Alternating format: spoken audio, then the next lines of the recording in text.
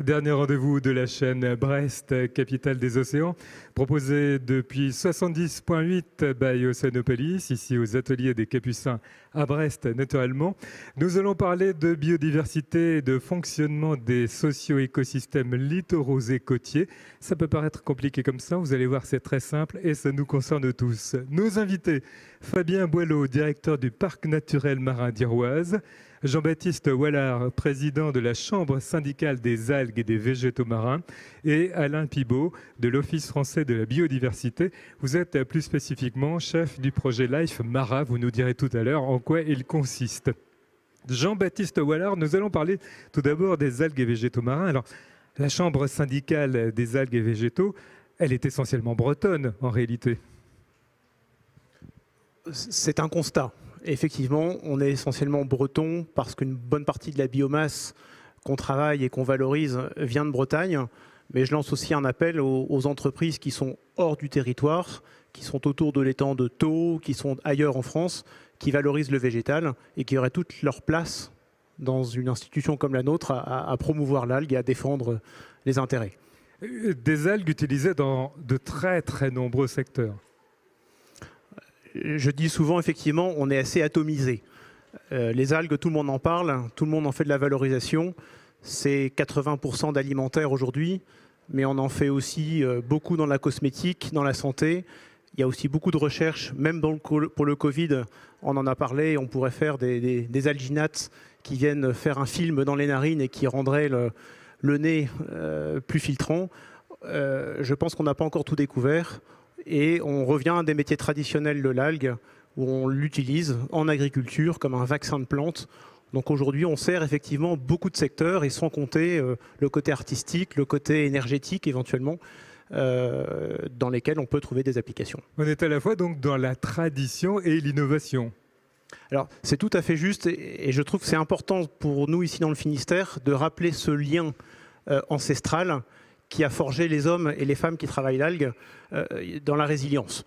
Les algues, elles reviennent à chaque saison. C'était un métier de famille. Pendant que l'un était à la terre, le conjoint allait à la mer pour aller chercher du goémon, le ramener pour fertiliser la terre.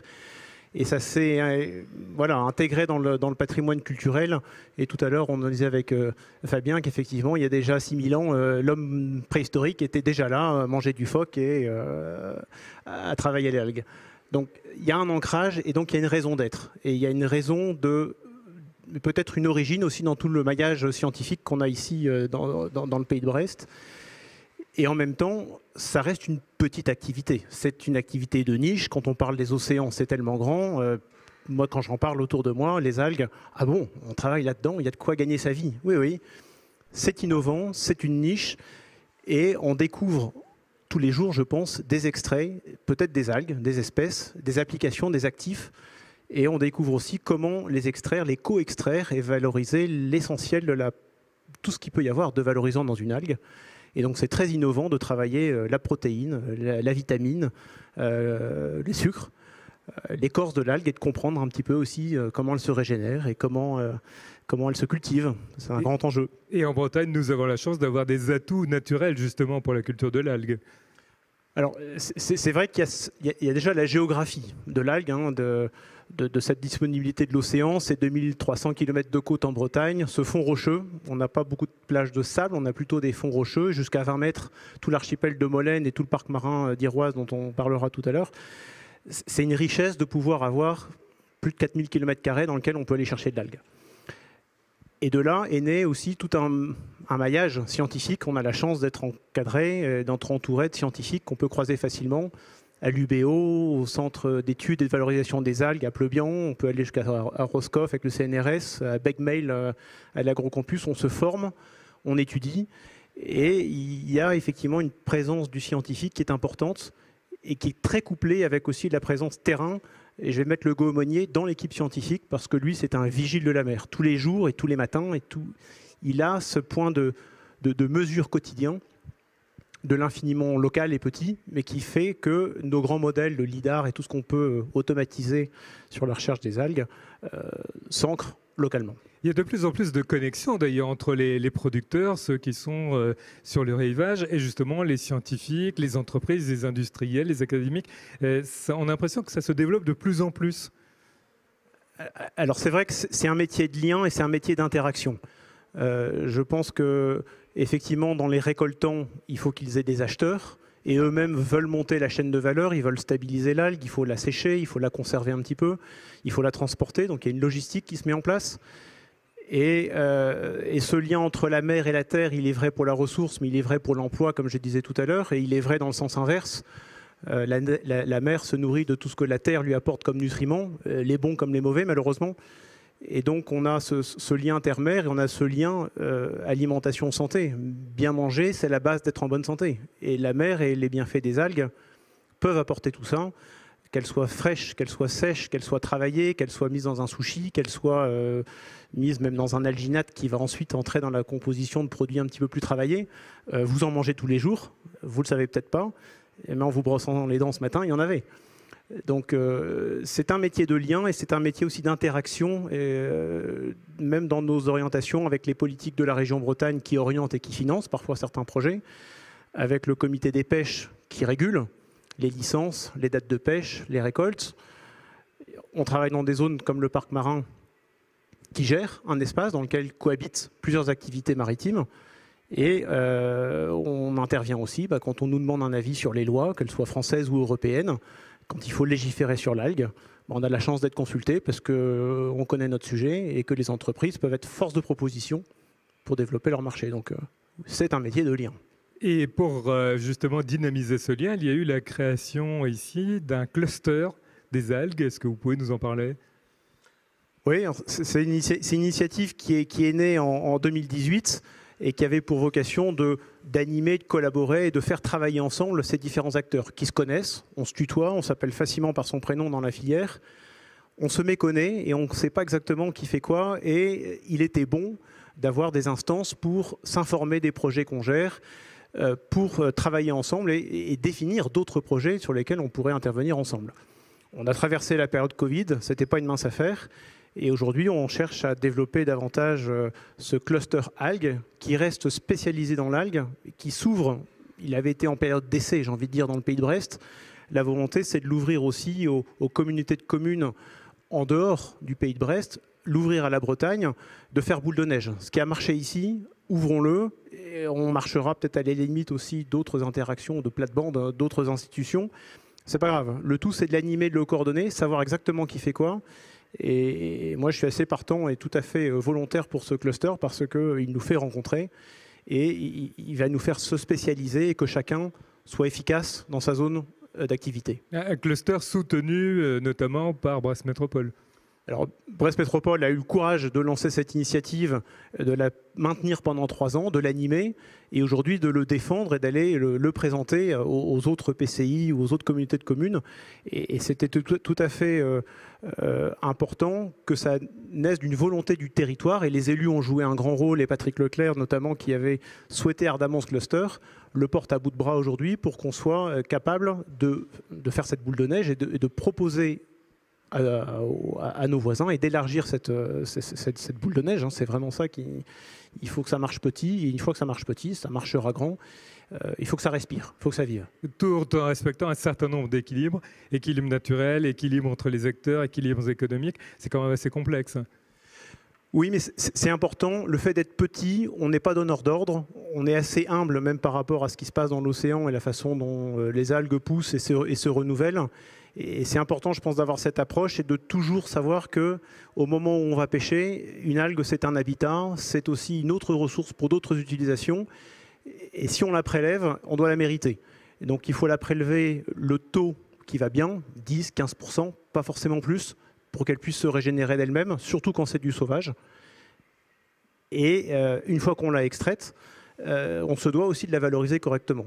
Un alginatier fait de l'alginate, mais s'il peut faire d'autres coproduits et du biostimulant et valoriser d'autres produits, Je pense que c'est louable d'aller chercher tout ce qu'il y a de bon dans l'algue, et c'est comme ça qu'on mérite notre droit à aller chercher l'algue, qui est une tradition ancestrale, mais particulièrement innovante, et qui pourrait résoudre des problèmes comme elle l'a résolu il y a 50 millions d'années quand il faisait une chaleur étouffante sur la Terre. C'est l'algue qui a permis de baisser la température des pôles, et on y arrivera, elle nous sauvera. Vous avez évoqué les habitats, la restauration des habitats, c'est justement quelque chose d'important. Alain Pibaud, nous allons en parler justement avec le projet Life Mara. Alors Life Mara, qu'est-ce que ça veut dire, Life Mara ? Alors, le Life Mara, déjà le terme Life désigne un outil européen qui sert au financement d'un certain nombre de projets sur la biodiversité, sur la nature européenne.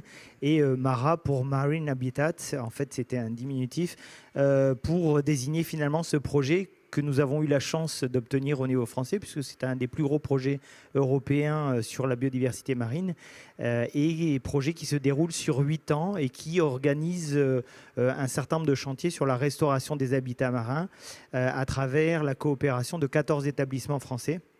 Donc un projet qui a pour objectif, à partir du bilan qui avait été dressé d'un certain mauvais état des habitats marins, de commencer à identifier les causes de ce mauvais état et de travailler à la résolution des problèmes qui aboutissent à ce mauvais état. Avec des moyens financiers, hein, c'est important à souligner. Des moyens financiers très importants, puisque effectivement l'ensemble du projet Mara est constitué d'environ 25 millions d'euros en propre et allant jusqu'à 70 millions d'euros de fonds complémentaires. Donc ça nous laisse la possibilité effectivement d'intervenir techniquement de manière très opérationnelle sur l'ensemble des côtes françaises métropolitaines. Alors justement, concrètement, qu'allez-vous faire ? Alors très concrètement, la première étape du projet, ça a été d'abord de diagnostiquer les raisons de ce mauvais état, puisque finalement on a des scientifiques qui nous font des suivis et qui nous permettent d'illustrer cet état sur l'ensemble des sites Natura 2000 au niveau national. Et puis effectivement, il faut aller réussir à diagnostiquer les raisons pour lesquelles ces habitats sont en mauvais état. Donc la première étape a été d'identifier pour quelles raisons sociologiques, techniques, est-ce qu'il s'agit d'une mauvaise gouvernance, d'une communication insuffisante, d'une sensibilisation, d'une formation insuffisante, et donc d'essayer d'identifier les différents compartiments qui peuvent concourir à un dysfonctionnement de la mécanique de protection du milieu marin. Et à partir de là, ensuite apporter des solutions. Alors sur toutes ces matières, il s'agit d'essayer de trouver les bonnes solutions à apporter. Parfois, ça va être de former les personnels qui s'occupent de la gestion des aires marines protégées. Parfois, ça va être de sensibiliser les publics pour une meilleure acceptation des règles de régulation. Parfois, ça va être de travailler très opérationnellement avec des professionnels qui utilisent la mer. Et je suis très très heureux quand j'entends ce que je viens d'entendre, parce que c'est la réussite de toute l'organisation de protection et d'utilisation de la mer quand on arrive à des débats comme ça, et je trouve ça très très enrichissant de pouvoir avoir ce type d'échange. Et puis après, de mettre en œuvre des actions concrètes. Les actions concrètes, ça va être en général de retirer les pressions. Souvent, on cache derrière ce terme de restauration, de la restauration active. Nous, on travaille plutôt dans la restauration passive, c'est-à-dire retirer les pressions et surtout ne pas trop intervenir sur les milieux, parce que le milieu marin, beaucoup plus encore que le milieu terrestre, est inconnu, très très mal connu, et on a du mal à le maîtriser, et donc il s'agit de ne pas faire trop de bêtises en intervenant trop fort sur le milieu marin. Donc déjà, si on arrive à retirer les pressions qui s'exercent sur ce milieu, on arrive à faire bien progresser l'état de santé des habitats marins. Et par exemple, dans la rade de Brest, vous menez des actions ? Alors sur la rade de Brest, qui est un des 162 sites du projet, mais effectivement c'est un site particulièrement important parce que c'est déjà géographiquement, biogéographiquement, c'est un site tout à fait particulier. À titre d'illustration, on y trouve l'un des habitats marins les plus rares d'Europe, avec un banc de merle très très particulier qu'on retrouve uniquement sur un petit secteur d'Irlande et dans la rade de Brest. Donc on a la chance d'avoir quelque chose de très original dans la rade de Brest, mais pas seulement. On a aussi des huîtrières naturelles qui ont pratiquement disparu et qu'on est en train de travailler avec des partenaires de l'Ifremer notamment à leur restauration. Et sur ces différents habitats, on a engagé des mesures importantes. L'année dernière, on a mené des opérations de retrait de macro-déchets. On a retiré plus de 8 tonnes de déchets sur un tout petit secteur. Ça laisse imaginer l'étendue de ce qui reste à faire pour travailler sur ce site. On travaille également avec les conchiliculteurs aujourd'hui pour expérimenter des modes d'exploitation moins impactants, peut-être décaler certains usages, les transformer de manière à ce que l'impact soit beaucoup moins important sur le milieu marin. Donc voilà, on a commencé à travailler aussi avec l'école navale, pareil, pour adapter un certain nombre de pratiques d'entraînement militaire ou de maniement des bateaux dans les secteurs sensibles. Enfin voilà, on a de nombreuses actions qui permettent tout doucement d'aller vers un meilleur usage du milieu marin. Donc il y a un travail déjà de compréhension, d'analyse, puis d'explication, d'accompagnement. On n'est pas dans la contrainte, dans la condamnation. On est de toute façon rarement dans la contrainte, partant du principe que la sociologie humaine fait que plus on est dans la contrainte et bien souvent plus on a du mal à faire passer les choses. Donc on a effectivement une équipe qui est pluridisciplinaire, qui nous permet d'accompagner toutes les mesures qu'on met en œuvre pour aller vers une adaptation à cette sociologie si complexe qu'on peut retrouver dans les différents groupes qui utilisent ou qui usent de la mer.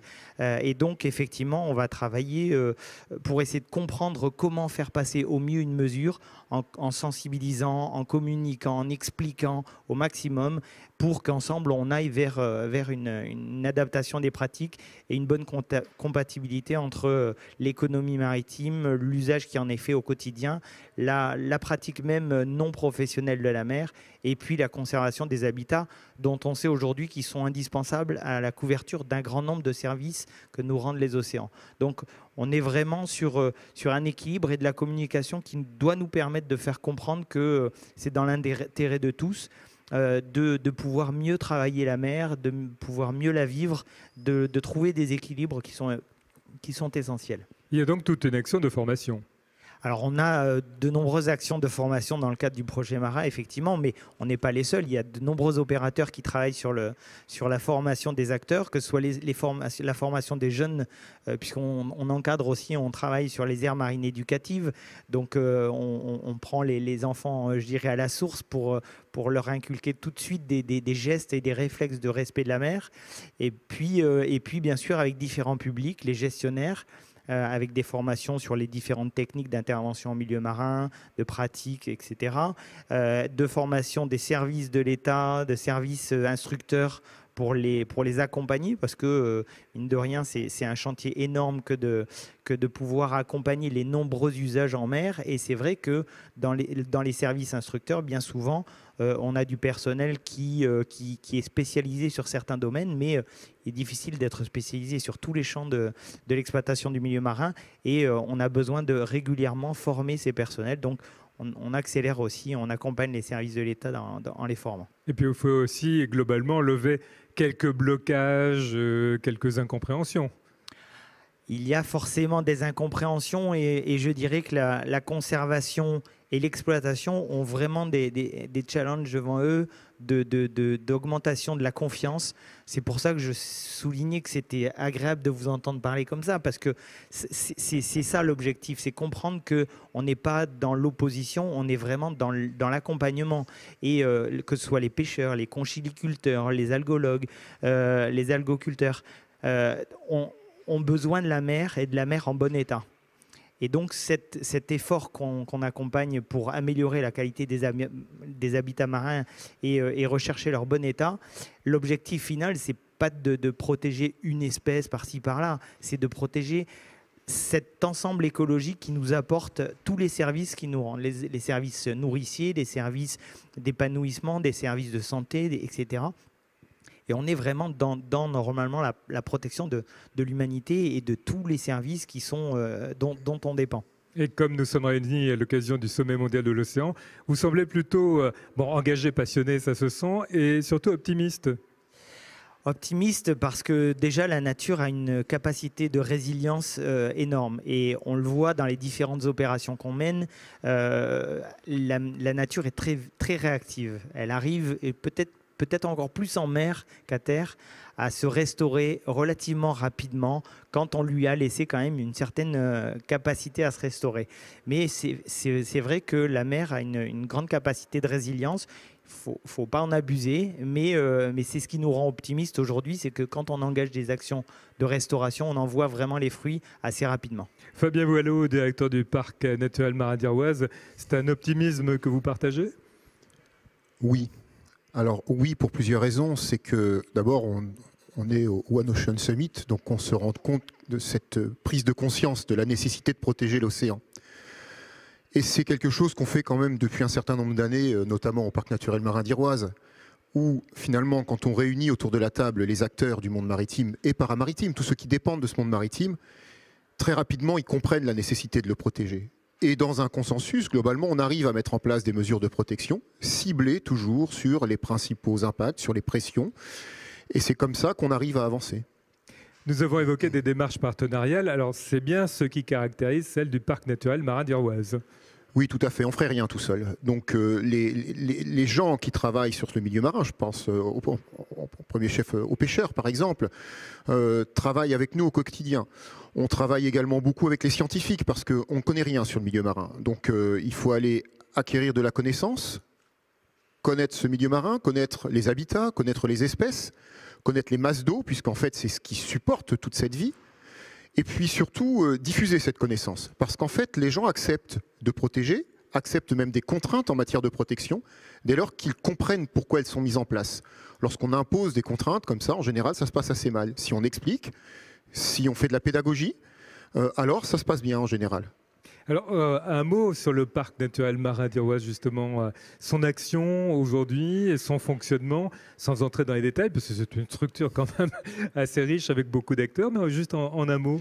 Mais en fait, c'est très simple. Le parc naturel Marin d'Iroise, c'est un service de l'Office français de la biodiversité, mais avec une gouvernance très particulière. Donc on a un conseil de gestion qui est composé de toutes les personnes du monde maritime et paramaritime. Alors c'est à la fois l'État, les élus locaux, les professionnels, les associations de protection de l'environnement, les usagers, des scientifiques. Et tous ces gens-là se retrouvent pour prendre des décisions sur le milieu marin. Alors c'est pas un conseil d'administration, on parle vraiment de gestion du milieu marin. Et ces gens-là prennent des décisions à la fois sur des propositions de mesures de protection et une chose très importante, c'est qu'ils peuvent donner des avis sur toutes les activités qui peuvent altérer le milieu marin du parc, y compris des activités qui sont situées en dehors du parc. Et ça, c'est quelque chose de fondamental parce qu'aujourd'hui, les principales menaces qui pèsent sur le milieu marin viennent de la Terre. Donc on a des menaces liées à la pollution, on a les changements globaux, et effectivement, il y a encore quelques activités qui peuvent poser problème. Mais globalement, aujourd'hui, dans les grands équilibres, c'est plutôt là que ça se passe. Donc que ces gens... que le conseil de gestion puisse donner un avis sur ces activités qui impactent directement le milieu marin est une excellente chose. Le premier travail du parc Marin d'Iroise, c'était déjà de réunir tout le monde autour de la table, de s'écouter, de se parler, de se comprendre et d'avancer ensemble dans la même direction. Oui, alors ça, c'est quelque chose qui a été très réussi. C'était pas gagné, en fait, c'était quand même un pari. Et d'ailleurs, je pense que la plupart des gens qui ont été nommés au départ venaient là pour défendre les intérêts de la structure qu'ils représentaient. Ce qui est naturel. Ce qui est naturel. Mais rapidement, il y a une communauté d'intérêts qui s'est formée, grâce aussi à des présidences qui ont pris les choses en main. Pierre Maille, à l'époque, a créé le parc marin et était là très présent. On a eu ensuite Nathalie Sarabézol et aujourd'hui Maël de Calan qui sont très présents et qui souhaitent vraiment que ça continue à travailler comme ça, que le conseil de gestion continue à avoir des avis, mais des avis étayés sur des éléments scientifiques, sur des vraies discussions de fond. Et vous avez pu instituer vos propres règles. Alors, on n'a pas institué nos propres règles, c'est que le Code de l'environnement, l'État a laissé au parc naturel marin, et là je mets un S au parc naturel marin, puisqu'il y en a 8 en France quand même, a laissé à ces parcs naturels marins un pouvoir sur le milieu marin, ce qui s'était jamais vu, puisque en mer, traditionnellement, on a plutôt un pouvoir régalien, donc c'est l'État décidait. Et là, d'un coup d'un seul, il a délégué une partie de son pouvoir à une assemblée locale. Et ça, c'était quelque chose effectivement d'extraordinaire. Et il se trouve que ça fonctionne. Cette assemblée locale donc fonctionne, elle évolue, elle s'informe, elle échange. Et vous l'évoquiez donc tout à l'heure, maintenant, il va falloir aller convaincre, j'allais dire, les terriens ou les terrestres, je ne sais pas comment on peut les appeler. Oui, alors, c'est tout l'objet d'un sommet comme celui-là. C'est-à-dire que globalement, on parle des océans et on va essayer d'expliquer quelles sont les pressions et comment on y répond. Donc on va voir ces discussions-là. Mais ce qui est intéressant, c'est qu'au sein de ce conseil de gestion, effectivement, les gens ont compris. Alors au début, on pouvait s'imaginer, parce que finalement, on n'a que 2 associations de protection de l'environnement, on a beaucoup de pêcheurs. Dans l'esprit des gens, les pêcheurs allaient imposer une forme d'activité sur le milieu marin, mais en fait pas du tout. Ils ont rapidement compris que gérer la ressource, ce qu'ils font depuis les années 80, c'est une bonne chose, mais si on ne protège pas les habitats et les masses d'eau qui lui permettent de se reconstituer à cette ressource, et bien alors elle ne se reconstitue pas. Donc aujourd'hui, ils cherchent des moyens également pour protéger certains habitats, les habitats qui sont nécessaires à la reconstitution non seulement de la biodiversité, mais également de la ressource dont ils profitent. Et on va pouvoir aller vers un consensus justement entre le monde de la mer et le monde de la terre? Ça sera très compliqué parce que, alors je l'espère, on peut penser qu'un certain nombre de règles pourront être mises en place. Elles seront naturellement beaucoup plus contraignantes pour les terriens que pour les gens qui sont sur la mer. En fait, la pression, elle est asymétrique. La terre exerce une pression sur la mer, mais pas l'inverse. Donc, ça va être assez compliqué à expliquer à des gens qui habitent finalement assez loin de la mer que les actions qu'ils mettent en place ont un impact direct sur le milieu marin. C'est François Cuyante qui, à l'ouverture de cette chaîne Brest, capitale des océans, expliquait justement que quand il allait à Dijon, il avait vu les plaques sur lesquelles était marqué « L'océan commence ici » pour inciter les fumeurs à ne pas jeter leurs mégots dans les caniveaux pour que ça ne parte pas des égouts. Des plaques qu'on trouve en zone littorale. Mais la sensibilisation est un point extrêmement important. La diffusion de la connaissance, j'en parlais tout à l'heure, et nous permet de faire cette sensibilisation, nous permet d'expliquer aux gens pourquoi on doit protéger le milieu marin. On l'entend en ce moment, on parle de poumons, on parle de centres de vie. Donc c'est des choses qu'il faut réussir à faire comprendre et pas uniquement à Brest. Et donc la diffusion internationale de ce qui se passe ici est très importante pour l'avenir de ces océans. Une difficulté que l'on a peut-être ici, c'est que nous bénéficions quand même d'un littoral préservé, de côtes qui semblent plutôt en bon état, d'une mer d'Iroise qui semble aussi en bon état. Est-ce que ce n'est pas plus compliqué de faire passer le message ici qu'ailleurs ? Pas forcément. Alors d'abord, ça bouge. Les changements globaux, on les sent arriver. Il y a des évolutions. Et on parlait tout à l'heure d'algues. Là, typiquement, c'est un domaine dans lequel on voit arriver les évolutions. Et puis, les gens ici sont quand même extrêmement attachés à la qualité de ce milieu. Les gens, quand je dis c'est ceux qui vivent ici, mais même les élus, quand on dépend du tourisme, les touristes viennent dans le Finistère, pas uniquement pour aller à la plage, ils viennent ici pour voir un environnement préservé, ils viennent ici pour découvrir une faune, une flore, et les activités qui y sont liées. C'est-à-dire que des ports de pêche, je parle par exemple du Conquet, sont des endroits qui sont extrêmement importants, à la fois pour l'économie, mais également simplement pour la vie, globalement, sur le littoral.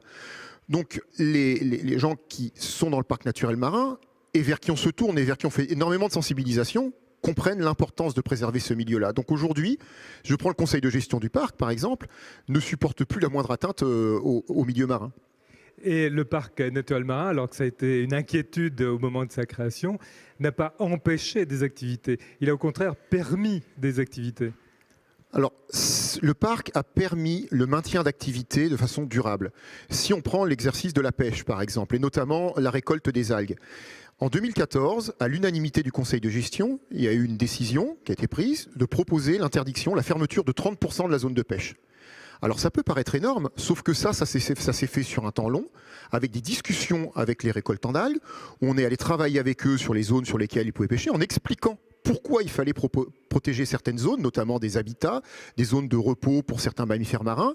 Donc ils l'ont bien compris. Et ensuite, on a démontré qu'on avait une connaissance aussi de ce milieu marin, notamment sur les cartographies d'algues. Et les connaissances scientifiques qu'on avait correspondaient à leurs connaissances de terrain. Et c'est là qu'on a réussi à se comprendre et qu'on a pu engager le dialogue. C'est-à-dire que ces échanges de connaissances ont permis de démontrer que globalement, ils seraient toujours capables de récolter des algues et, sauf erreur de ma part, les chiffres d'affaires n'ont pas baissé, alors même qu'on a réussi à protéger des habitats et des espèces. Donc il faut rassurer, expliquer et avancer ensemble. Expliquer, avancer ensemble, réussir à continuer à aller chercher de la connaissance, parce qu'il y a encore tout un tas de choses, y compris sur des espèces exploitées qu'on ne connaît pas. Et un sommet comme celui qui est organisé à Brest aujourd'hui est aussi utile. Oui, c'est très utile parce que ça On parle de la mer déjà, et comme on le disait tout à l'heure, les principales pressions sur le milieu marin viennent de la terre, donc quand les grands de ce monde se réunissent ici, que tout le monde entend parler du milieu marin et des pressions qui pèsent sur ce milieu marin, de la nécessité de le protéger, alors à ce moment-là, oui, effectivement, c'est très important pour nous. Merci à vous trois d'avoir participé à ce plateau. Un plateau qui termine ces 2 jours proposés par Brest Métropole, le campus mondial de la mer, le pôle mer Bretagne-Atlantique et la région Bretagne, avec cette chaîne Brest, capitale des océans. Merci à tous les intervenants qui se sont succédés pendant ces 2 jours. Nous remercions aussi tout spécifiquement 70.8 by Océanopolis qui nous a accueillis dans ces magnifiques locaux ici aux ateliers des Capucins. Un grand merci à toute l'équipe de Rivacom qui a assuré la réalisation et la diffusion avec talent pendant ces 2 jours. Merci également à toutes les équipes mobilisées pour l'organisation de l'événement. Ça n'a pas toujours été simple pour des raisons qui ne tiennent pas spécifiquement à Brest, nous n'insisterons pas. En tout cas, pendant ces 2 jours, nous avons pu vous présenter toute la richesse, les énergies, les coopérations, l'intelligence collective qui nous anime ici à Brest et à la Pointe de Bretagne à l'occasion de ce sommet mondial de l'océan. Merci à toutes et à tous de nous avoir suivis. Bonne soirée.